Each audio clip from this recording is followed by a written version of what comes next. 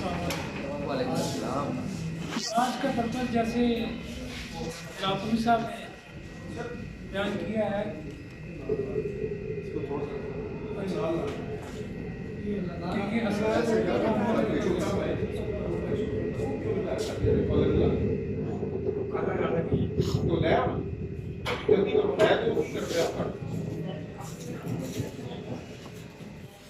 कि हमारा यहाँ कथन होने का ये है कि जो सीपीसी की नई अमेंडमेंट्स आई हैं उसमें रिकॉर्डिंग ऑफ एविडेंस के लिए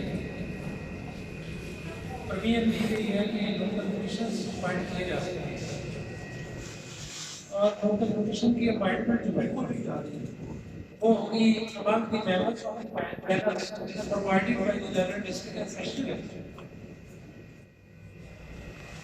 यकीनन उसकी कंसल्टेशन जो है डिस्ट्रिक्ट सेशन जैसा पैनल्स को कॉन्स्टिट्यूट करने से पहले वो जो बार के रिप्रेजेंटेटिव होते हैं प्रेसिडेंट बार सेक्रेटरी बार से किया जाता है जो वो लिस्टें देंगे वहाँ से फिर पैनल्स कॉन्स्टिट्यूट होंगे। आज हमारा पर्पज ये था कि हम उसमें ज़रा ब्रीफिंग कर लें कोलीग्स से, आपसे शेयर करें ताकि आप मेंटली और अपने आप को प्रिपेयर करें। और दूसरा ये था कि हमारा और एविडेंस रिपोर्टर्स का जरा इंट्रोडक्शन की हो जाए, जरा हमें पता चले कि the persons who will sit as a commissioner for the recording of evidence उनका जरा एक्सपीरियंस भी चले शेयर हो जाए। तो इसीलिए आज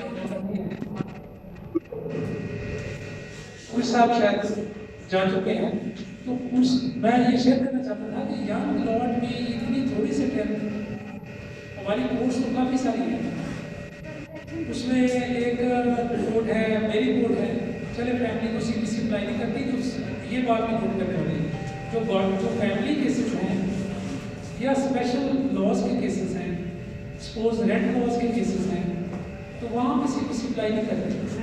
लेकिन फैमिली में वैसे पहले ही कमीशन की ऑप्शन है कि बीइंग पेट रेंट के केसेस और family cases, being pet in nature of cases जो है पॉलिसी कमीशन इसलिए एविडेंस रिकॉर्ड की। लेकिन प्रोसीजर जो है वो सेम ही है, सीपीसी के तहत जो रिकॉर्डिंग ऑफ एविडेंस होती है उसी तरह होगी करते हैं। सिर्फ सिंपल ये है कि एग्जामिनेशन चीफ जो है फैमिली केसेस में हम एफिडेविट के जरिए ले लेते हैं और जो सिविल केसेस हैं उसमें बाकायदा विजिलेंस को डिपोज करना होता है एग्जामिनेशन चीफ।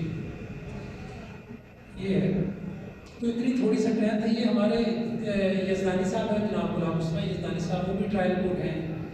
फिर साकत अमान साहब ट्रायल कोर्ट हैं, मेरी कोर्ट भी, गाड़ी कोर्ट भी, उसमें फैमिली केसेस में भी कमीशन ज़्यादा रश ज़्यादा हो गया तो उसमें भी कमीशन। अब पैनल बनेंगे, इसमें से ग्रुप होंगे, पैनल एक कोर्ट में जाएगा, तो उसके लिए ज़्यादा और मुबलक नहीं आना चाहिए था जी। चले लेट्स स्टार्ट के सबसे पहले सपोज आपको पूरी साहब मैं ये शेयर कर रहा था दोस्तों से कि ज़्यादा यंग लॉर्ड को आना चाहिए था। ये पैनल्स को 3-4 कोर्स के लिए चाहिए और उसमें हो सकता है 10 बुकला से 10 से 12 के सकते हैं जो पैनल आज कल इलेक्शन है। हाँ, वो दोस्तों ने बताया इलेक्शन की वजह से, ताकि वो ये था कि कोई 3-4 कोर्स हैं तो उसमें हर कोर्ट के लिए 10-12 मेंबर्स होने चाहिए एटलीस्ट। वहाँ से एक केस लिख रहे हैं फिर दूसरे की टर्न पास कर तो अवेलेबल नहीं है। सबसे पहले तो ये है कि अगर आप लोगों में से किसी को कमीशन अपॉइंट किया जाता है for the purpose of recording evidence, तो आप समझे आपका रोल बिगिन हो जाता है एज ए जज। एक तो आपने इम्पार्शियल है, जब आपको कमीशन अपॉइंट किया तो आपने उसी वक्त उस केस में इम्पार्शियल हो बाई वे ऑफ कंडक्ट भी। अब देखना जज भी टाइम होल्ड करते हुए, कोर्ट होल्ड करते हुए, उसका कंडक्ट से भी पार्टीज को बैलेंस रखना हो। एक पार्टी के फेवर में कोई बात कर दी तो दूसरी पार्टी अनाय हो गई, तो जज को भी कंडक्ट जो है वो बैलेंस रखना होता है कि इधर भी ना टिल्ट करे उधर भी टिल्ट ना करे। इसी तरह जब किसी को कमीशन अपॉइंट किया जाता है तो उसका रोल अदालत के बिहाफ पे वो एक जज का रोल ही होता है। जजेस ही एविडेंस लिखते हैं ना, तो जजेस का एक रोल आपको दे दिया गया कि आपने कमीशन के जरिए एविडेंस लिखनी है। You are appointed as commissioner for the purpose of recording of evidence on behalf of the court. तो आपने कोर्ट के बिहाफ से ही एक्ट करना है, तो पार्शियल नहीं होना चाहिए, इम्पार्शियल रहना चाहिए आप एविडेंस रिकॉर्ड करते हैं। दूसरा अपॉइंटमेंट आपकी होगी, केस आप अपनी पर्सनल डायरी में लिखें। सबसे पहले प्री रिकॉर्डिंग एविडेंस जो चीज है ना, सपोज किसी एक को अपॉइंट कर दिया जी, आप इस केस में आपको कमीशन अपॉइंट किया जाता है कि आप बोथ ऑफ पार्टीज की एविडेंस लिखेंगे, उसमें सर्टेनली फी ऑफ कमीशन भी फिक्स की जाएगी, रिस्पेक्टिव पार्टीज अपनी अपनी फीस जो है पे करेंगे आप।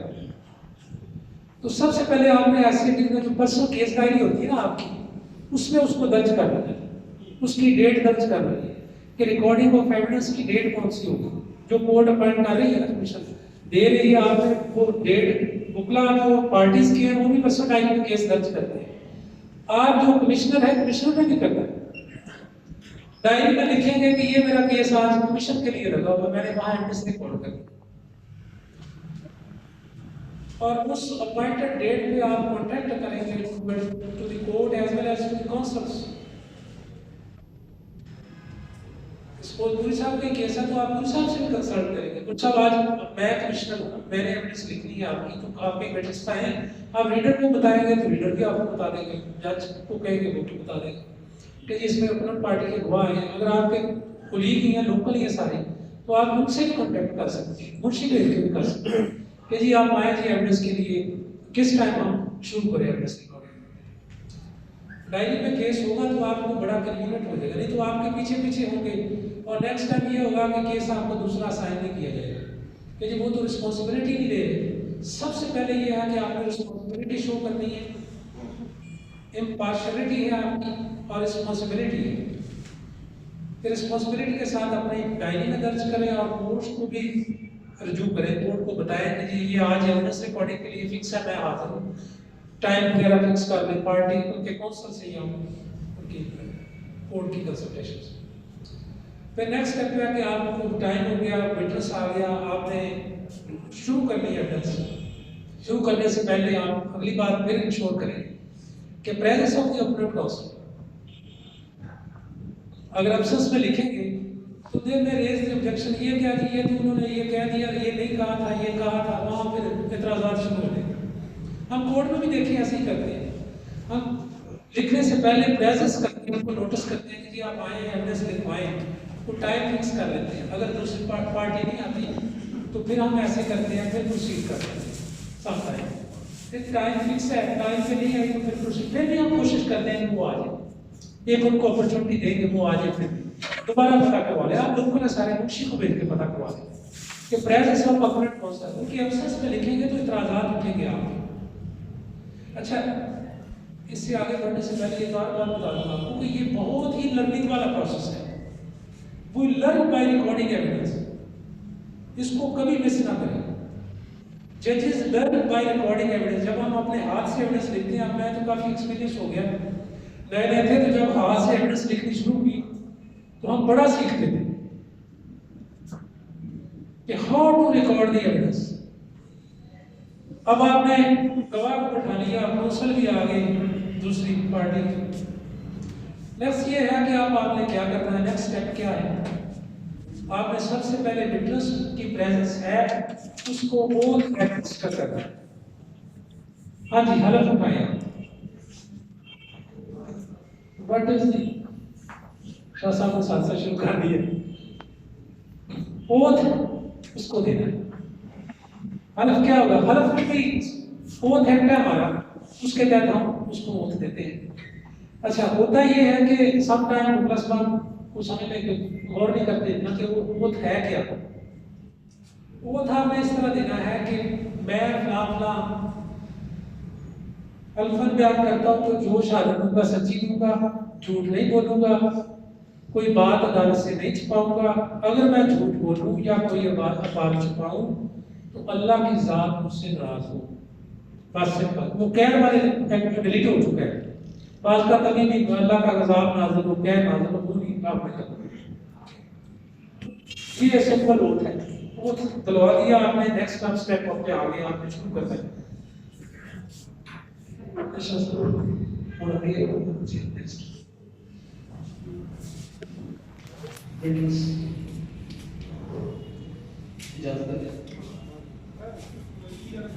हाँ ठीक है, ये छोटी छोटी चीजें हैं, ये रीडर्स वगैरह हमसे सीख के ना वो भी बात बात शुरू कर देते हैं।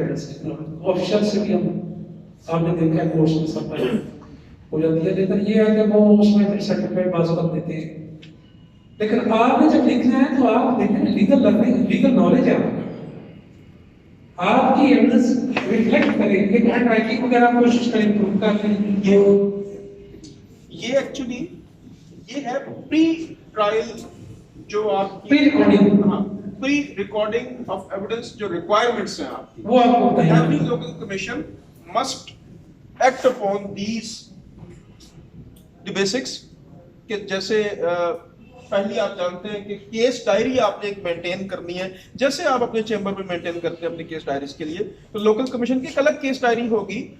जिन जिन केसेस में उसको अपॉइंट किया गया है कोर्ट की तरफ से उसको, उसमें वो एक अपनी डायरी मेंटेन करेगा कि ये केस था, इसमें मुझे अपॉइंट किया गया है। से अगर आप जानते हैं कि सम टाइम यूं होता है कि एक ही दिन या एक ही डेट पर चीफ और क्रॉस दोनों नहीं लिखे जाते, एक डेट में चीफ होता है दूसरे में क्रॉस होता है, तो फिर वो यूं करेंगे कि उसमें डेट और टाइम हम नोट कर लिया करेंगे, हमारे पास एक डायरी होनी चाहिए, एक बात। दूसरी बात, approaching the court and council, जैसे जैसे हमने अभी थोड़ी देर पहले बताया कि हमने क्या करना है कि जिस दो डेट हम उस वक्त हमारे पास आई है, देखिए to be a responsible local commission we must knock the door as well as we must contact the parties कि जिनके केसेस में हमें अपॉइंट किया गया था, तो हमने उनसे कांटेक्ट करना है, जैसे थोड़ी देर पहले जैसा बात कर रहे थे। दूसरा स्टेप, तीसरा स्टेप क्या है, to ensure the presence of the other party. देखिए हमारे यहाँ मुआशरा जो है ना, ये आप जानते हैं कि ये मुआशरा बड़ा ही शेकी मुआशरा है, सस्पेक्टेड मुआशरा है। हमारे अंदर कुछ ऐसी चीजें जो है वो इनबिल्ट हैं कि हम हर चीज में नेगेटिव जो पहलू है वो तलाश करते हैं। तो होता क्या है कि जी मेरी गैर मौजूदगी में लिखवाया गया, इसलिए मैं नहीं मानता इस बात को। इवन कोर्ट्स के ऊपर वो क्या देते हैं, जी मेरी गैर मौजूदगी में क्यों लिखवाया गया, हालांकि मौजूदगी होना लॉ की रिक्वायरमेंट नहीं है। लेकिन चूंकि ये लोकल कमीशन लिख रहा है, कोर्ट नहीं लिख रही, तो लोकल कमीशन को दूसरी पार्टी की प्रेजेंस जरूर इंश्योर करनी है। ठीक हो गया, तीन बातें आ गई। अब मैं इनको इरेज करता हूं। अब हम आते हैं रिकॉर्डिंग ऑफ एविडेंस की तरफ। ये प्री रिकॉर्डिंग ऑफ एविडेंस, ठीक है।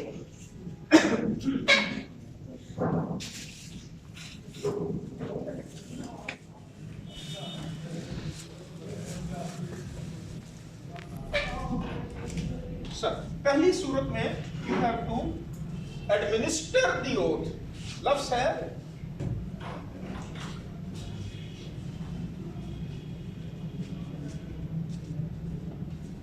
ये है पहला स्टेप। तो हलफ तो हम जानते हैं कि क्या है, हर शख्स ने कैसे दिया जाता है कि मैं अल्लाह ताला की कसम खा के कहता हूं कि जो कुछ कहूंगा सच के सिवा कुछ नहीं कहूंगा, और अगर मैं झूठ बोलूं या कोई बात छुपाऊं तो मुझ पर अल्लाह ताला का कहर नाज़िल हो या मुझसे अल्लाह ताला नाराज हो। सर्वप्रथम था अल्लाह ताला मुझसे नाराज हो, एक ही बात। अच्छा, अब इसमें ये जो ओथ है ये एज इट इज ही, बात लोग हाँ जी मैं बिल्कुल ऐसी ऐसी नहीं, जुबान से दोहराना, ये ओथ है और ये ओथ की रिक्वायरमेंट। सर अब सेकंड है sir beginning the writing of evidence. अब कैसे होगी ये जैसा हम आपको बताएंगे।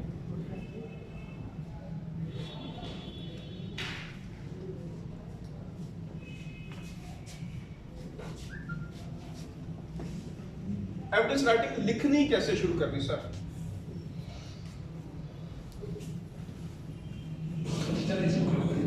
अच्छा, सबसे पहले आपने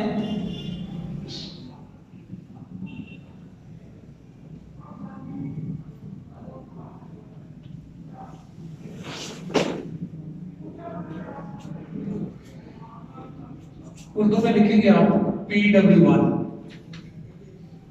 अगर PW है तो PW लिखेंगे, अगर DW है तो DW लिखेंगे, अगर AW है तो AW लिखे। जो पिटिशंस होती है ना 12 लोगों की, उसमें AW है। और इसके नीचे आज डेट है 24/11/2020। यहां पर नाम आएगा गवाह का नाम, उसका वल्दियत, पेशा, मुकम्मल पता। अच्छा, गवाह शुरू करने से पहले एक और बात जो मेरे ज़हन से रह गई, गवाह की आइडेंटिफिकेशन। ये मस्ट होल्ड द कॉर्ड और द अपोजिट पार्टी भी एडमिट करे या वो भी एडमिट करे। ये नहीं है कि कोई और गवाह आके कार्ड होकर चला गया, आपको पता ही ना हो, बाद में कहेंगे ये तो वो है नहीं। जैसे जैसा मैं फरमाया पहले कि लोग सस्पेक्ट करते हैं आपके खिलाफ, या कम से कम कोशिश करते हैं कि फैक्ट्स को डाउटफुल कर लें। बाद में कमीशन ने तो ये जान पता नहीं कौन सा गवाह लिख दिया, ये तो मुद्दा ही नए रोले में चल पड़ते हैं। पहले उसकी आइडेंटिफिकेशन लिखने के बाद आइडेंटिफिकेशन के पीछे चल रहा है। बीइंग रिस्पांसिबल कमिश्नर, उसकी आइडेंटिफिकेशन हाँ जी निकाले कार्ड, कॉपी शॉपी कार्ड कुछ तो होगा। दूसरी पार्टी भी पास बात कहती है, एडमिट करती है ये वही है, ठीक है फिर लिखिए।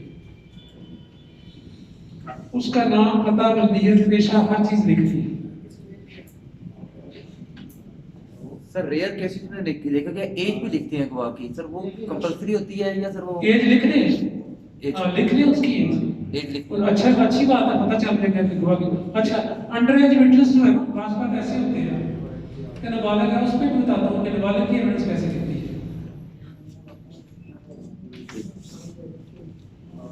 अच्छा, यहाँ पर फिर उसको बार हलफ आपने लिख दिया, वो था क्या? फिर एविडेंस शुरू करेंगे आप, बताएंगे गवाह साहब क्या फैक्ट्स को जानते हैं आप। बताएगा कि मैं पार्टी को जानता हूँ, फलां तारीख को हम फलां गए थे और पार्टीज का सौदा हुआ, ये डॉक्यूमेंट एग्जीक्यूट हुआ, मैं उसका विटनेस हूँ, मैंने डॉक्यूमेंट जो है उन्होंने फलां ने पढ़ के सुनाया, फलां ने ये किया, फलां ने वो किया, जो अपनी सारी कहानी बयान करेगी। आपने उसकी कहानी लिखते जाना। लेकिन एक चीज कमीशन को पता होना चाहिए कि क्या कहानी लिखी जा सकती है, क्या नहीं लिखी जा सकती। Yes, very important. You must know Very important. of what facts the evidence may be given. The law of evidence, which is called Kanun Shahadat Act 1984, says that the evidence may be given of facts in issue or relevant facts only. Fact in issue or relevant facts. बाकी किसी facts की evidence नहीं है। आपको पता है कि हम डेली कोर्स में कहते हैं जी वकील साहब ये तो रेलेवेंट नहीं है, इसको छोड़ेंगे। कैसे नहीं है? फैक्ट एंड इशू क्या है? सपोज एक डॉक्यूमेंटेड डिस्प्यूट है कि इकरारनामा वादा बैठ, वो कहता है लिखा गया था, इसमें जमीन सेल की थी, दूसरी पार्टी कहती है नहीं। फैक्ट एंड इशू क्या है? डॉक्यूमेंट लिखा गया कि नहीं, उसकी एग्जीक्यूशन हुई कि नहीं। लाइकवाइज ए ने बी को मर्डर किया, एलिगेशन है कि ए ने बी को मर्डर किया। अब यहां फैक्ट एंड इशू मर्डर है। रेलेवेंट फैक्ट क्या है? रिकवरीज, मेडिकल, मोटिव, कि क्या मर्डर करने से पहले कोई ग्रज था, मोटिव था in the mind of accuse to kill the certain person, था तो वो रेलेवेंट है। आइए evidence like by civil case में fact and issue execution of document की डिस्प्यूट है, वो कहता है पेमेंट भी हुई थी, कोई एंसेलरी साथ और रिक्वायरमेंट है तो वो रिलेटेड जो एविडेंस उसकी है, जो फैक्ट एंड इशू के रिलेटेड है, वो रेलेवेंट एविडेंस उसी की होगी। या डॉक्यूमेंट की एग्जीक्यूशन छोड़ के वो कत्ल के केस पे चले जाए, जिना शो कर दे, तो वो तो रेलेवेंट नहीं, पता होना चाहिए। आप कमीशन अपॉइंट करें तो आप ऐसे करें, प्लीडिंग को गो थ्रू कर लें। This is the best way. Before recording evidence you must go through the pleadings of the parties. What is this suit? What he has sought through the prayer of the suit, and what has been denied by the other side, and what constitutes the fact and issue. अगर आपको पता होगा, you will be very easy. आप बड़ी आसानी से कह देंगे कि वकील साहब ये दावा तो ये है कि डॉक्यूमेंट एग्जीक्यूट हुआ है कि नहीं हुआ। आप चले गए कि जनाब फलां ने फलां को कत्ल किया था, फलां दुश्मनी हो गई है, फलां हो गया, फलां हो गया। वो तो रेलिवेंट नहीं है, छोड़े उसको, रेलिवेंट करें।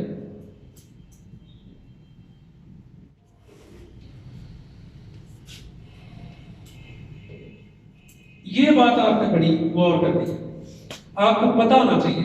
लॉ भी पढ़ी, लॉ ऑफ एविडेंस छोटे देखिए, आपका सब्जेक्ट है रिकॉर्डिंग ऑफ एविडेंस, एक ही उस पे लॉ है, कानून शहादत। कमेंट्री करना चाहे आर्टिकल्स गो थ्रू कर लें, कानून शहादत आर्डर और एविडेंस रिकॉर्ड करने से पहले आप रीडिंग गो थ्रू कर लें। आपको सारे evidence must be given of fact and issue और रेलेवेंट फैक्ट। बस फैक्ट एंड इशू क्या है, मेन पिवटल थिंग। शेख साहब, हाँ, तलाक के केस में अगर कोई और चीजें प्रूव करना शुरू हो जाए तो फैक्ट एंड इशू भी नहीं है, रेलेवेंट भी नहीं है। ये बात है। तो मैं समझ रहा शेख साहब की काफी प्रैक्टिस है। You are not suppose to be evidence recorder, लेकिन आप भी यहाँ जाके किए हुए। नेक्स्ट है, सपोज यही बात आ गई डॉक्यूमेंट की कि एग्रीमेंट टू सेल हुआ था कि नहीं हुआ था, फैक्ट एंड इशू और रेलेवेंट फैक्ट आ गया। अगली बात कि whether contents of document can be proved through oral evidence. Law says otherwise. Law says the contents of document cannot be proved through oral evidence. So oral evidence cannot be let go on the contents of the documents. ज़हन में पका लें ये चीज। Evidence fact and issue की evidence आनी है और रेलेवेंट फैक्ट की है। और इन केस ऑफ डॉक्यूमेंट की एग्जीक्यूशन है तो वो oral evidence contents of document की रीड नहीं होगी। Contents of document are those contents which are mentioned in the document itself. Body of the document में जो लिखा होता है वो कंटेंट्स होते हैं, उसकी ओरल एविडेंस नहीं आती। हर चीज की है कंटेंट्स ऑफ डॉक्यूमेंट कैसे प्रूव करने हैं। सर देखिए, मैं ये भी चाहूंगा कि यहाँ पे जज साहब ये भी डिफरेंस बयान करें कि कंटेंट्स ऑफ डॉक्यूमेंट्स में और डॉक्यूमेंट में फर्क क्या है और दोनों को प्रूव कैसे करना है, ये दो अलग अलग चीजें। अच्छा देखिए, इसमें कंटेंट्स ऑफ डॉक्यूमेंट जो है वो जो डॉक्यूमेंट की बॉडी में लिखा हुआ है, these are the called contents of document. अब contents of document law of evidence कहता है, कानून शहादत ऑर्डर के may be proved through primary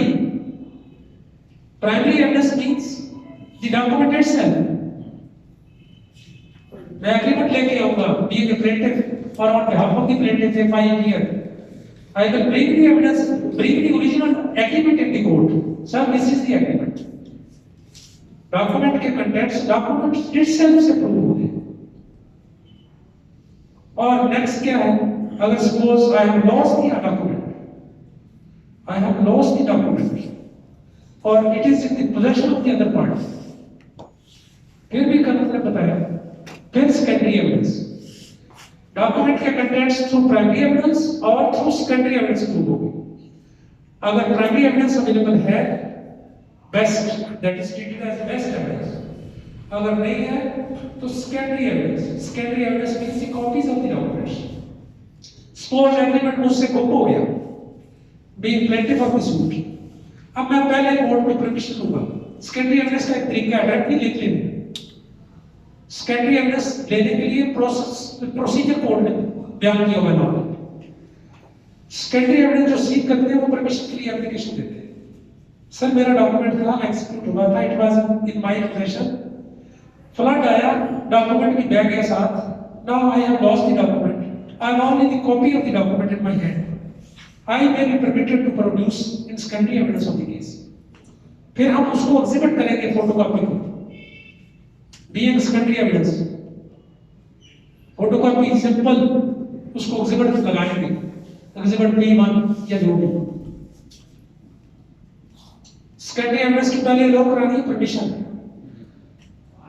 एक बार परमिशन अलाउ करने से पहले कि डॉक्यूमेंट की लॉस साबित करना है, the most important thing.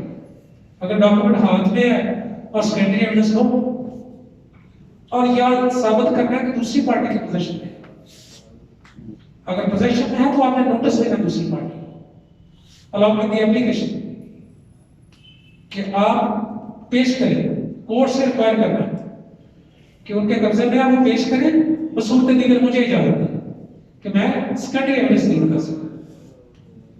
This is the way. असल में मैं कह रहा था, जैसा इधर आने से पहले मैंने कहा टॉपिक ये ना हो कि हम यहां से चलते चलते लंदन पहुंच जाए और टॉपिक में रहे।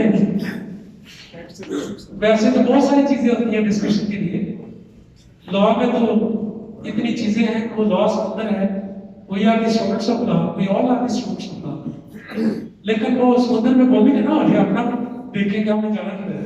लेकिन ये वो चीजें हैं जो मोस्ट इंपॉर्टेंट है, जो आपको पता होना चाहिए, ये बेसिक्स है, मोटी मोटी चीजें। लेकिन जज साहब की मौजूदगी का फायदा उठाते हुए मैंने कहा ये क्वेश्चन इनसे कर लें। I have seen very few judges of that caliber, the caliber on which standing Mr. Yusuf Ijaz. Believe you me, he is one of the most learned judges, और हम सब इनसे सीखते हैं। तो मैं खुद अपने सीखने के लिए, अपने कॉन्सेप्ट दुरुस्त करने के लिए मैंने जैसा प्रपोजल किया कि आप सब लोग जो हैं, we belong to same fraternity, we should know the truth, we should know the law, the original thing, जो कि हमें बात का यहाँ समझ नहीं आता, या हम उसकी तरफ कभी गए नहीं होते, या कभी हमने वो पढ़ा नहीं होता। इसलिए मैंने ये क्वेश्चन को किया। तो ये दरमियान में आपको डिस्टर्ब करने नहीं की आपकी बात नहीं, वो जैसा माशाल्लाह खुद बड़े कॉम्पिटेंट है, बड़े लर्नर है, हमने कभी कोई ऐसे लर्नर देखे हैं, लेकिन ये इनकी आदत होती है मुझे कहने, मैं तो इस काबिल ही नहीं हूँ। अच्छा, दूसरी बात होगी डॉक्यूमेंट, कंटेंट्स ऑफ डॉक्यूमेंट और डॉक्यूमेंट की एग्जीक्यूशन कैसे प्रूव करनी है, डॉक्यूमेंट की एग्जीक्यूशन कैसे प्रूव करनी। डॉक्यूमेंट्स भी दो तरह के हैं, एक पब्लिक डॉक्यूमेंट है, एक प्राइवेट डॉक्यूमेंट है। पब्लिक डॉक्यूमेंट जो होता है वो registered document, like the registered statement, registered gift, these are the public documents. Public document जो है उनको लॉ कहता है कि प्रिजम्पशन ऑफ ट्रूथ अटैच है। प्रिजम्पशन ऑफ ट्रूथ लिमिटेड होती है, that is to the extent of registration. If the execution of the public document is denied, it has to be proved as like the private document. Very important, बड़ी बारीक बात है। अगर public document की execution deny हो जाए, challenge आ जाए, उसको प्राइवेट डॉक्यूमेंट की तरह ही प्रूव करना होता है। एग्जीक्यूशन ऑफ डॉक्यूमेंट आप ओरल एविडेंस से प्रूव कर सकते हैं, डॉक्यूमेंट और contents of document, try to understand, contents primary और सेकेंडरी एविडेंस के जरिए प्रूव कर सकते हैं, लेकिन एक्जीक्यूशन ऑफ डॉक्यूमेंट के लिए आप ओवरऑल एविडेंस लीड करेंगे। डॉक्यूमेंट्स की भी बड़ी काइंड्स हैं, पब्लिक प्राइवेट के अलावा। अच्छा, एक आर्टिकल है कानून शहादत में 17, मेरा ख्याल हम कम तवज्जो देते हैं। 17 is the only article which provides the standard of and quality of evidence in all the cases including the criminal cases. कि किस केस में कितनी क्वांटिटी में एविडेंस चाहिए। एक गवाह बड़ा है कि दो बड़े कि चार करवाने हैं, 17 बताता है कि किस डॉक्यूमेंट में कितने गवाह करवाने हैं। आर्टिकल 3 और 17 मिला के पढ़ लें, कॉम्पिटेंसी और क्वांटिटी ऑफ एविडेंस कितनी है। पढ़ा है हम आर्टिकल, क्रिमिनल सिविल हर एक कैटेगरी में अप्लाई। ये जो हम अंडर डिस्कशन ला रहे हैं डॉक्यूमेंट को, वो है डॉक्यूमेंट एग्रीमेंट टू सेल का फाइनेंशियल डॉक्यूमेंट है, involving the financial matter and financial obligations. 17 कहता है आर्टिकल कानून शहादत का, the documents involving the financial obligations and financial matters are required to be proved by through two attesting witnesses। 17 के साथ 79 बुला रहा है। 79 कहता है कि the document remains inadmissible until and unless two attesting witnesses are produced। The document remains inadmissible जब तक, दोबारा कर दो रिपीट, डॉक्यूमेंट हमने देखा, कंटेंट्स ऑफ डॉक्यूमेंट देखे कैसे प्रूव करने हैं प्राइमरी सेकेंडरी एविडेंस के लिए। अब हम एग्जीक्यूशन पे हैं, एग्जीक्यूशन ऑफ डॉक्यूमेंट कैसे साबित करते हैं। उसके लिए हम गए आर्टिकल 17 के से जो किया है कि बताए आप कितने गवाह मैंने दे दिए। उसने हमें बताया कि 2 गवाह दे दे, अगर एक 2 मर्द है तो 2 देने हैं, अगर एक मर्द है तो 2 औरतें उसके बराबर, एक बोलेगी तो दूसरी याद कराएगी, पास खड़ी होगी याद कराने के लिए, अलग अलग एविडेंस नहीं होगा। काफी जेंडर डिस्क्रिमिनेशन पे बेस्ड ये आर्टिकल है। हाँ, और ये कुरानिक प्रिंसिपल्स पे बेस कर रहा है। हाँ, ये आर्टिकल से हमने उससे जो किया 17 से कि जी बताएं मैंने इकरारनामे को कैसे साबित करना, कितने किलो एविडेंस लेके हुई, कितने विटनेस चाहिए मुझे, क्वांटिटी क्या है। उसने मुझे बताया 2 गवाह, अगर 2 मर्द नहीं है तो 2 औरतें एक मर्द के बराबर और एक मर्द। फिर साथ बुलाया 79 को, भी कहता है 2 गवाह पेश करें नहीं तो डॉक्यूमेंट इनएडमिसिबल रहेगा। 2 गवाह टेस्टिंग विटनेसेस जिन्होंने गवाह हाशिया कहते हैं, they are called the attesting witnesses, गवाह हाशिया जो इकरारनामे में लिखते हैं।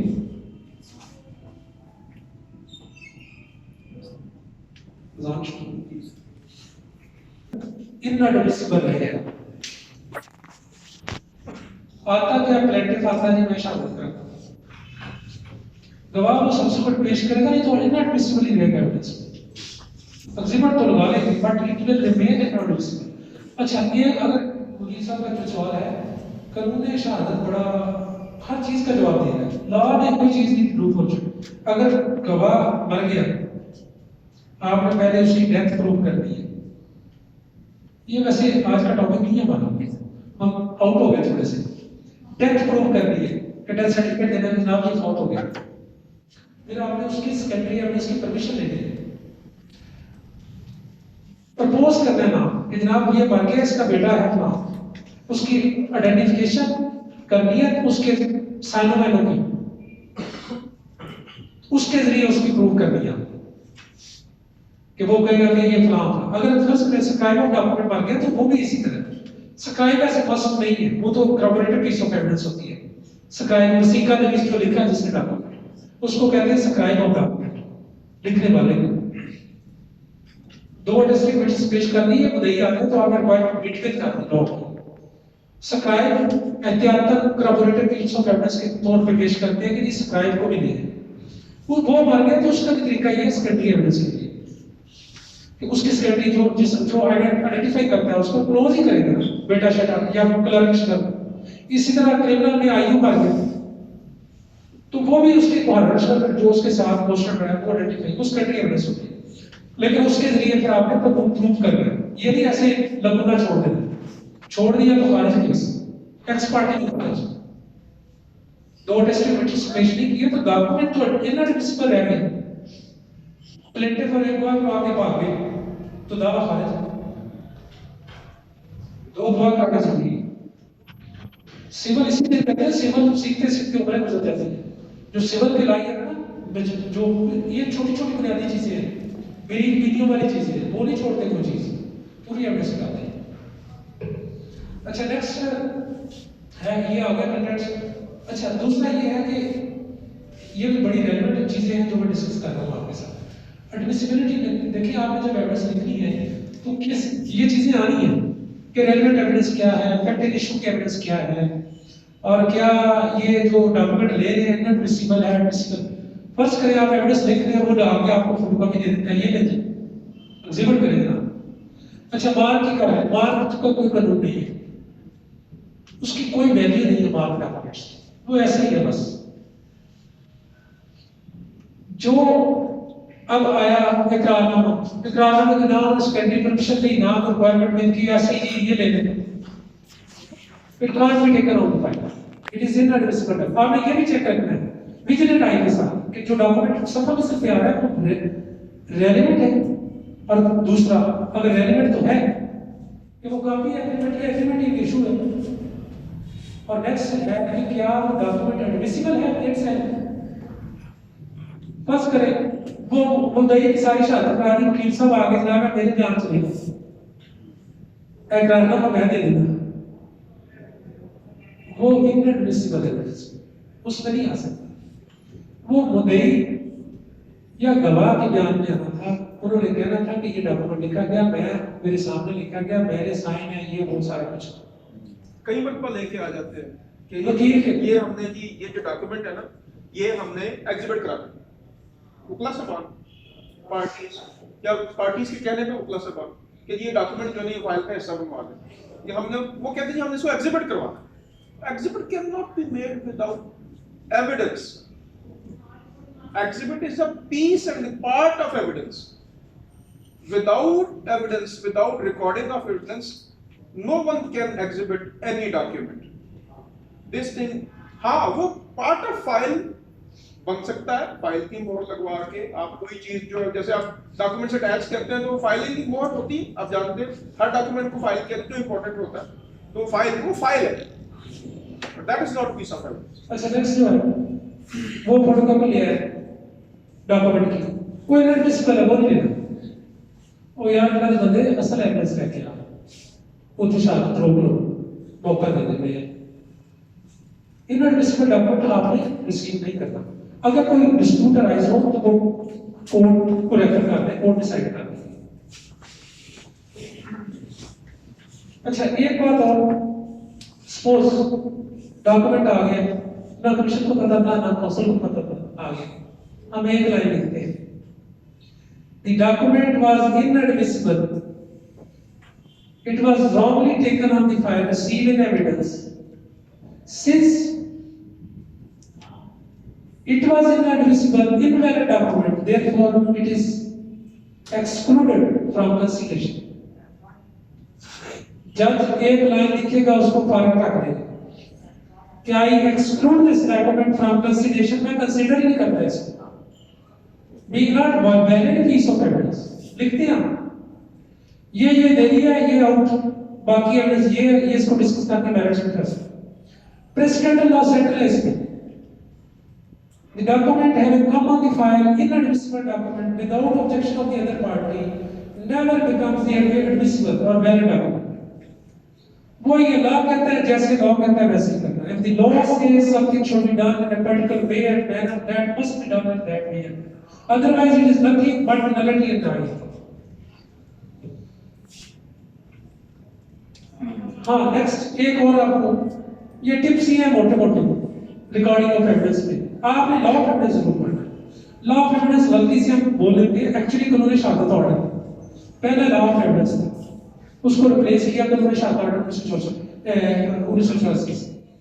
लीडिंग क्वेश्चन क्या होता है? अक्सर देखते हैं कि ये लीडिंग क्वेश्चन है, now it must not come from the other side. Leading question वो है जिसका जवाब यस या नो में है। आप पूरा सवाल सजेस्ट कर दें और उसका जवाब यस या नो में आए। क्या आपने ये काम किया था, वो कहेगा हाँ या कहेगा ना, ये लीडिंग क्वेश्चन है। लॉ कहता है कि leading question should not be allowed in the examination chief if objected from the other side. अगर दूसरी पार्टी उसको ऑब्जेक्ट करे तो लीडिंग क्वेश्चन चीफ में नहीं आ सकते। वो कहते हैं दुआ को लीड कर रहा है, बड़े सीनियर रुकना बैठे होते हैं, कहते हैं जी देखो लीड कर रहे हैं जनाब, आपसे कौन लोग लीड ये है कि उसको पूरा उसके मूवमेंट वो पुट करे सवाल, उसका आंसर सीख करे यस या नो, वो लीडिंग क्वेश्चन, ये उसकी आइडेंटिफिकेशन है लीडिंग क्वेश्चन की। उसका हाँ कहने से या ना कहने से उसका जवाब आ जाए। चीफ में नहीं अलाउ है अगर वो इतराज करे दूसरी पार्टी, कुछ एक्सेप्शन है इंट्रोडक्टरी वगैरह क्वेश्चन जो है जिसमें वो उसको शाख वगैरह के मतलब, हाँ क्रॉस एग्जामिनेशन में आ सकता है। अच्छा क्रॉस एग्जामिनेशन लिखते वक्त ना मैंने देखा बड़े बड़े सीनियर लॉयर्स भी और हम जजेस भी मिस करते हैं, हमेशा क्रॉस एग्जामिनेशन नरेटिव फॉर्म में लिखे, सजेस्टिव फॉर्म में ना लिखे, ये गलत है, ये दुरुस्त है, ये गलत है, ये दुरुस्त है, उसी पे सारी एविडेंस कंपाइल करनी होती है कि इंसान हो तो जाके अदालत में काम करो आप तो काम करें, ये तो जूनियर्स के लिए है, ये तो रिकॉर्डिंग ऑफ एविडेंस जूनियर के लिए, ये सारी इल्म इतना है जितना अच्छा चलो मैंने भी जस्ट जॉब के तौर पे कह दिया।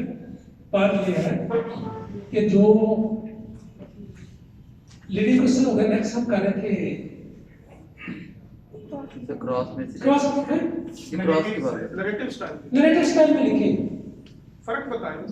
वो ये सजेस्टिव फॉर्म में लिखते हैं, ये दुरुस्त है फलां में गया था, दूसरे सवाल किया ना आप नरेशन में लिखे, मैं फलां गया था, ये हुआ था, वो हुआ था। सजेस्टिव फॉर्म ये है कि गलत, ये गलत है, ये दुरुस्त है, ये दुरुस्त है, वो सारी एविडेंस पूरे क्लास ही से कंपाइल कर रहा है। ऐसा ना करें, नरेशन में लिखे, सिर्फ क्रॉस जो एंड में सजेशन देते हैं ना एक दो, वो ही सिर्फ सजेशन में लिखे। लेकिन जैसा जो बड़ा इंपॉर्टेंट एक एडमिशन होता है, जैसे टाइम का है, प्लेस का है, या गवाहों की फलां गवाह की फलां मौजूदगी है, तो वो तो दुरुस्त है या गलत है की सूरत में नरेशन में लिखे, नरेशन में मतलब एडमिशन, लेकिन सर नरेशन में आ गया ना कि मैं फलां वक्त फलां जगह, हाँ जी आप पूछा आपने सवाल, तो वो कहते हैं हाँ मैं फलां वक्त फलां जगह था, लिखे मैं इतने बजे इतने, तो उसके एडमिशन लिए स्टार्टिंग में ये गलत है, ये दुरुस्त लिखने की जरूरत है।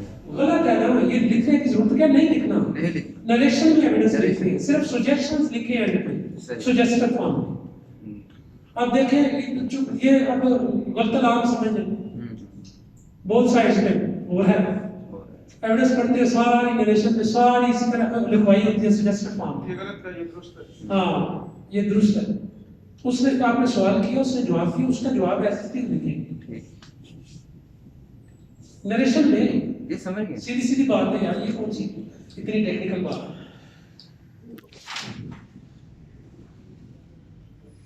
अच्छा क्लोजिंग, अब क्लोज कैसे करना है, आपने ये सारी चीजें बॉडी जो है थी चीफ की, क्रॉस की, evidence includes the cheap and cross, examination cheap and cross दोनों का एविडेंस। सर काइंडली क्लोजिंग से पहले कि बात को तो एविडेंस नहीं आते, अब खुद कहा तो ये हाँ लिखिए, ये वॉलंटियर पोर्शन ये लिखिए, जी सर, ये आज खुद अगर को कहता है ना स्टेटमेंट, वो volunteer statement that must be recorded.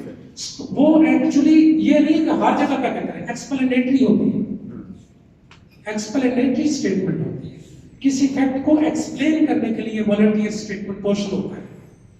बस करें कि जी आपने ये लिखा था, आपने ये लफ्ज लिखे थे, वो कहता है अब उसका लिखना तो एडमिट हो गया, अब उसकी जस्टिफिकेशन को देना चाहता था, कोई मैंने क्यों लिखे थे, किस लिए लिखे थे, उसकी कोई एक्सप्लेनेशन देना चाहता था विटनेस, तो let it come on the file.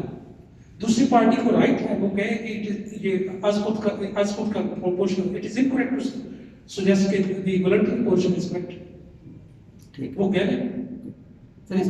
इसके लॉ में क्या वैल्यू है सर इसकी? लॉ में इट इज सर, हमें- part of the statement. Practically में ये भी कहा जाता है कि अजखुद वाला कुछ भी नहीं है। ना ना ना ना, इट्स वेरी इंपॉर्टेंट। उसने कहा है आज खुद वाला पोर्शन आपने एडमिट कर लिया, आपने अगर ये देखा, ये तो बड़ी अहम बात है, बढ़िया। अगर आपने पार्ट ऑफ स्टेटमेंट है यार, उसकी एविडेंस है, चीफ क्रॉस हर चीज जो बोल रहा है वो एविडेंस है। अगर उसने कह दिया कोई ऐसी बात और आपके इंटरेस्ट के खिलाफ कही और उसने गलत कही, एक्सप्लेनेशन गलत दी है, आप लिखेंगे कि ये गलत है, मेरा आज खुद वाला बयान गलत है, वैसे आपने रिकॉर्ड करना है, ये तो काउंसिल की ड्यूटी है, आप तो एविडेंस रिकॉर्डर रिकॉर्ड कर रहे हैं। आपने उसमें तो नहीं जाना, ये जज ने देखना है कि उसने क्या कहा। सही। हम लिखते हैं बात का पैसों में पढ़े, आप लिखते हैं कि ये वॉलंटियर पोर्शन था उसका, उसने एडमिट, उसने डिनाई नहीं किया, सपोज टू बी एडमिटेड, और उस पर लाइन करने का sir as a local commission हमारी ड्यूटी है उसको लिखना चाहिए। आपने लिखना है, ठीक है जो देते हैं एक्सप्लेनेटरी जरूरी एक्सप्लेनेशन समझ रहे हैं, लेकिन ठीक है। हाँ, लेकिन ये नहीं है कि पूरी एविडेंस में हर सवाल को आपने एक्सप्लेनेशन आना है, where it is necessary it's must be recorded. ठीक। अच्छा, अब है closing body close, how to close the evidence, close the evidence of witness. आपने एंड पे लिखना है हार्ड एंड, उर्दू में लिखेंगे सोन का, hard and accepted true, English में उर्दू में लिखेंगे सोन का दूसरे के गवाह को जी। उसके सामने पढ़ा जाता है, उसको सारा उसकी मौजूदगी में लिखा जाता है। तो ठीक। अगर कोई वो कहे कि भैया मुझे समझ नहीं आया, उसको पढ़ के सुना दे, कोई लिखवाते हुए लिखते हुए कि ये सर मुझे नहीं पता क्या है क्या नहीं है, तो आप पढ़ दें, एक्सप्लेन कर दें, यू हैव टू फैसिलिटेट। और विटनेस को भी रिस्पेक्ट देनी है, actually witness is treated as best of the court, harassment नहीं काज करनी है उसका, नहीं, आराम के तरीके अच्छे तरीके से उस पर क्रॉस करें, चीट करें, आपका राइट्स है, लेकिन उसको ये नहीं है कि उसकी हरासमेंट शुरू हो जाए, ये भी जरा देखना है, उसका कंडक्ट डिमिनर वो भी चीजें हैं, ठीक है। वो तो कमीशन थोड़ा रिकॉर्ड करेगा, वो तो वही करेंगे अगर कोर्ट रिकॉर्ड करती है, लेकिन आपने ये देखना है, शोर करना है कि इंडिपेंडेंट पार्शियल नहीं होना, इम्पार्शियल एविडेंस। अच्छा, गवाह की एविडेंस आपने लिख ली, गवाह के साइन ले लें साइड पे, बस थंब इंप्रेशन या साइन। अच्छा, दूसरा ये है कि क्लोजिंग के नीचे अपना नाम लिखें, सोनकर तस्लीम किया, सोनकर दुरुस्त तस्लीम किया, इसके नीचे अपना नाम लिखिए और साइन करें, नाम प्लस दस्तखत कमीशन, ये नहीं ऐसे छोड़ दें। अच्छा, अगर पेज ज्यादा है, वैसे आपने देनी एविडेंस तो हमने भी साइन करना हर पेज, पेज ज्यादा है तो हर पेज पे कर दें, कम कम एक वर्क पे 2 पेजेस पे होता है ना, एक वर्क पे तो जरूर करेगा, ताकि कोई सब्सिक्वेंटली रिप्लेसमेंट ना हो। उसका पर्पस ये होता है कि आप एविडेंस लिखिए, कल को निकाल ले, नया डाल ले, और आप यही थी सर। अब असल में ये सारी बातें बताने का मकसद आप सब लोगों को ये था कि आप एक कमांडिंग और कॉम्पिटेंट लोकल कमीशन, मेरा ख्याल है ओवर नाउ सर नहीं सर, इसमें सर आपने बात की थी बात का जरा बीच में रोकनी पड़ जाती है, उसकी क्लोजिंग सर, उसकी क्लोजिंग में डिफरेंस होगा कुछ, वो जो हाँ, नहीं, जान वो सब बता दीजिएगा सर। एक बात और जुज़वी बयान मैं बता जी सर, जुज़वी बयान लिखा है यहाँ पर, बकिया बयान, बयान गवाह महफूज किया जाए, बकिया बयान हुआ मुझे, ठीक है। जिरा है, बकिया जिरा गवाह महफूज शुद्ध या किया जाता है, तो शुद्ध का जो क्लोजिंग है वैसे ही नहीं सर एक पार्शियल एविडेंस अगर होती है, तो अगर चीफ फर्स्ट करे, चीफ के बाद आपको रिजर्व करना पड़ जी। गया, तो आप लिखे सोन का या हक्के जिरा या जिरा महफूज शुद्ध, सोन का तस्लीम किया, साइन वाइन ये वो, ठीक है, क्लैरिटी है सर। एक और सर ये भी देखने में आता है, चीफ लिखा जाता है तो चीफ के बाद जब क्रॉस स्टार्ट किया थी उसको क्रॉस से पहले ये स्टेटमेंट लिखी जाती है कि वो उसको हिस्सा अच्छा, वैसे ही होता है। वैसे आप ऐसे करें, जब क्रॉस शुरू करते हैं ना, ये देखिए चीफ है ना, ये यहाँ पर चीफ आ गया, आपने जिरा शुरू किया, ऐसे क्रॉस लगा दी, इसका मतलब यही है क्रॉस क्रॉस। जिरा में जाना कौशल मुद्दा है, नाम लिखना है साहब, नाम लिखना है, कौशल मुद्दा रहेगा। अच्छा, आपका सवाल क्या था सर? मेरा ये था सर, जब एफिडेविट हम जमा कराते हैं एज अ चीफ सर, जब उसको हम सर ऑर्डर का हिस्सा बनाते हैं तो उसमें लिखा जाता है कि ये जो अच्छा, दूसरा फर्ज करें जिरा महफूज हो गई, अब दोबारा आया हुआ ये PW1 दोबारा, PW1 इसका नाम लिखेंगे सिंपल बर हलफ जी, जिरा, जिरा भी और ओथ लिखनी है जी, जिरा भी और ओथ ही लिखनी है, हाँ, कोई एम्बिगुइटी नहीं रहने देनी, आप मुकम्मल उसको कंप्लीट करके भेजेंगे, कल को ये ना जी, दोबारा ओथ ले करो जी। नेक्स्ट क्या था सर? चीफ आपने दे दिया, बयान भी दे दिया, बयान में ये बयान भी जब तक उसका डिफरेंट आगे स्टेट नहीं करता, Statement. उसकी कोई वैल्यू नहीं है। ऐसे ही है सर, वो उसको statement- स्टेट करने का तरीका ये बयान किया कि मैं अपने बयान में बयान हरफी एग्जिबट फलां दीवान पेश करता हूं जिस पर मेरा अंगूठा फलां है, दीवान नंबर 1 है। ठीक है, ठीक है, अगर कोई और डॉक्यूमेंट देने देता है वो भी दे दे सही। कि फिर सामान जो है फलां फलां पेश करता हूं, फलां फलां पेश करता हूं, बस क्रॉस उसको एग्जिबिट कराएगा। जो जो जो दे रहा है ना बयान उसको बयान में एग्जिबिट कराएगा फ्रैक्शन को, ऐसे ही उसके बाद में शुरू करना है। तो पहले उसका नाम पता लिख के उसका फिर डिटेल उसके बयान में एग्जिबिट करके फिर आपने उसका क्रॉस ठीक है। और अगर ये जो चीफ है सर, ये जो चीफ है सर, अगर ये बयान हल्फी वगैरह पे नहीं दिया जा रहा, ऑर्डर शीट में लिखा जा रहा, फिर ये स्टेटमेंट की जरूरत नहीं है। मैं बताता हूं। अच्छा पता है ये जो सिविल केसेस है उसमें बयान भी नहीं आना, नहीं आता उसमें जी। ये सिर्फ फैमिली में आना जी ऐसे ही है। पता है आपको? जी सर ऐसे ही है। हाँ तो या 12(2) में आना, जी ऐसे ही 12(2) में भी है, जी यार 12(2) पोजीशन में बयान भी आ सकते हैं, कोर्ट लॉ कर सकते हैं। क्या सवाल था आपका? चाहे गवाह लिखे सर, तो हमारे पास ओवर ऑर्डर में ऑलरेडी हम बयान की कोई ऑर्डर करते हैं दाखिल करें ठीक तो अदरवाइज बयान देना चाहिए तो बंदी नहीं है, लेकिन वो सिर्फ उससे एक शॉर्ट हो गई ठीक है उससे हो गई। सर। ये जो पेन यूज होता है सर क्रॉस के लिखने के लिए, सर वो स्पेसिफिक है, वो किसी पे भी यूज कर सकते हैं, ब्लैक में, ब्लू में, नो नो ना ना ब्लैक है black, Sir, black. Always black. और बस ब्लैक। अच्छा, और कुछ सवाल इसमें जो और कोई सवाल जो आप समझते हैं कि जी मेरी आवाज काफी अच्छा अच्छा सर, वैसे ऐसा कोई प्रोविजन हमने पढ़ी तो नहीं है, लेकिन अगर इतना मामला कमीशन के हवाले से तो फिर अगर कोई दरखास्त देता कि मैंने कमीशन पे जरा कर दी, नहीं, this is not commission, this is not that commission. ये commission to inspect the spot नहीं है, this is a commission appointed to reduce the evidence into writing. ठीक है, ये उसके ऊपर जरा नहीं हो सकती, बिकॉज उसने तो कोई काम ही नहीं किया ना, उसने कोई फैक्ट फाइंडिंग थोड़ी की है, वो तो सिर्फ जो क्रॉस करने वाले जो वकील साहब हैं उनके सवालात को लिख रहा है, उसने कोई फैक्ट फाइंडिंग तो नहीं की ना कि आप उसके ऊपर जरा करेंगे। फैक्ट फाइंडिंग का जो कमीशन होता है, जो इंस्पेक्ट करता है जाके स्पॉट को, चूंकि वहां पर उसकी अपनी जाती ऑब्जर्वेशन आती है रिपोर्ट में, इसलिए उसकी जाती ऑब्जर्वेशन को जो मौजूद वकला है वो चैलेंज भी करते हैं और उसके ऊपर अगर मुनासिब समझे तो जरा भी करते हैं। Please any else?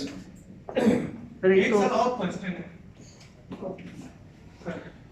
एक वकील साहब स्पेसिफिक सवाल करते थे, उसका सर वो जवाब नहीं देता, चाहिए तो जो सवाल है उसका जवाब भी दिया हाँ, उसी सेंस में, लेकिन वो और चला जाता है किसी और उसमें कंफ्यूजन हो जाती है। वकील कहता है कि जो ये कह रहा है वो उसमें ये होता है, सवाल उसका लिख लिया जाता है, आगे फिर जो जवाब दे रहा है उसको जवाब है, फिर वो ऑनरेबल कोर्ट समझ लेती है कि बिल्कुल ठीक है, ये वेरी गुड। इस तरीका यही है कि देखें, बाज़ औक़ात गवाह जो है, चूंकि बाज़ औक़ात क्या अक्सर औक़ात ट्यूटेड होते हैं, हम सब करते हैं, ट्यूटेड गवाहान जो होते हैं ना, उनको बताया था कि ये बात पूछे ना तो तुमने नहीं बोलना, तुमने कोई आए बाय शाय कर देना। ठीक है, अब वो ज़ाहिर है वो उस वक्त अगरचे under the stress of cross examination होता है, लेकिन फिर भी कुछ काइयां लोग, कुछ जैसे हम कहते हैं समझदार लोग, वो कोशिश करते हैं कि वो चीज़ों को छुपा लें। तो उस सूरत में बेहतरीन जो तरीका है वो ये है कि सवाल भी लिखें और जवाब भी लिखें। समझ लग रही ना? पहले तो हम नरेशन में चल रहे हैं ना, नरेशन में, लेकिन जब इस तरह का कोई पोजीशन आ जाए तो सवाल भी लिखे रोक लें। इस मौके पर जो सवाल ये सवाल लिखा जाता है, अब उसका गवाह ने ये जवाब दिया, जवाब सवाल, जब नीचे लिखें सवाल, आगे सवाल, नीचे लिखें जवाब, जवाब, सारा सवाल कोट कर दें।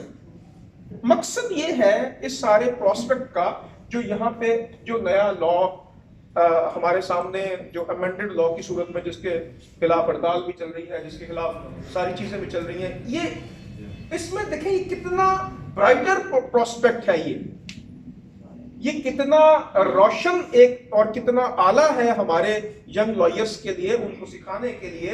देखें, जो एविडेंस राइटिंग में आप सीखते हैं ना, क्रॉस एग्जामिनेशन का फन तो आप एविडेंस राइटिंग में सीख रहे हैं। डेफिनेटली। जो आपको ना कोई बताता है ना आपको मौका मिलता है। अंटिल अनलेस आपके पास रोजाना के 20-50 केसेस लगे हों आपके गवाहों के ऊपर क्रॉस और आप किसी के गवाहों पर क्रॉस कर रहे हो, तो फिर आप आहिस्ता आहिस्ता आहिस्ता अपने आप को इम्प्रूव करते हैं। लेकिन यहाँ जब आपको अपॉइंट किया जाएगा लोकल कमीशन और आप एविडेंस लिखेंगे वन आफ्टर वन और डिफरेंट टाइप के केसेस में लिखेंगे, कैंसिलेशन ऑफ डॉक्यूमेंट भी होगा, आपका स्पेसिफिक परफॉर्मेंस भी होगा, आपका डिक्लेरेशन का सूट भी होगा, तो ये क्या होगा, आप सीखेंगे कि इसमें हमने क्रॉस एग्जामिनेशन कौन कौन से सवालात करने हैं, कौन को कैसे करना है, किसका जवाब क्या होना चाहिए वगैरह, और इसमें बहुत सारी चीजें। और फिर ये है कि it's a very good source of income as well, very respectable source of income for the young lawyers.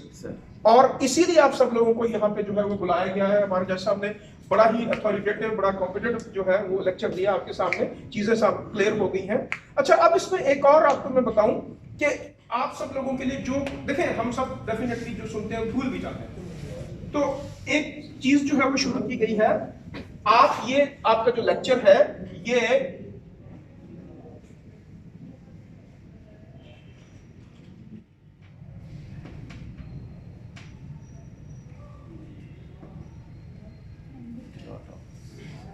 Law talks इकट्ठा विदाउट स्पेस, आप इसको सर्च कीजिए, ये लेक्चर इंशाल्लाह उसके ऊपर अपलोड होगा, ठीक है, ताकि आप फ्यूचर के लिए इसको सेव कर लिया जाए। और जो लोकल कमीशन हैं वो अगर बाद में उनको कोई चीज जो है वो समझ नहीं होगी तो वो उसको सर्च करें और समझ लें, ठीक है, इसको सब्सक्राइब कर लें और इसको जो है वो देखते रहें। थोड़ी सी और, सर जो हम मौके पे